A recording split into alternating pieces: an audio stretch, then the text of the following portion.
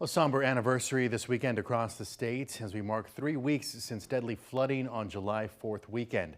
In Travis County, the Sandy Creek area just outside Leander was hit hard, and some have been critical about the response. KXAN's Barrett Tryon spoke with Leander's mayor in a one-on-one interview. In a lengthy Facebook post, Leander Mayor Christine Delisle is trying to set the record straight on what her city is doing after the deadly floods. We're helping every way that we can. Despite having a Leander mailing address, the Sandy Creek neighborhood is outside Leander city limits. It sits in an unincorporated section of northwest Travis County. Our guys were on site the morning of the flood. We assisted in both Williamson and Travis counties.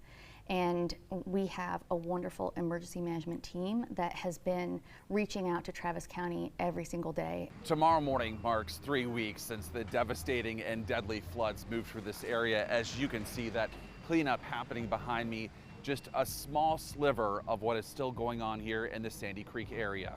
The mayor has received harsh criticism online for what some claim as not doing enough. It's okay if they want to be mad at me, but I want to make sure that they are getting connected to the people that can make a difference, because what they're saying is, I want something different, and the city of Leander cannot provide something different. Despite all that's happened, she says she will continue to support in every way she can. If there's going to be a silver lining, it's that we've seen everybody just passionately come together.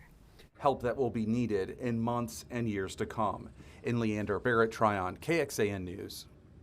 And a new FEMA center opens tomorrow morning in Leander. It's at the Northway Bible Church off of San Gabriel Parkway. It's open 8 to 7 Monday through Saturdays. People can apply for things like federal disaster assistance and also connect with other state and local agencies that are offering help.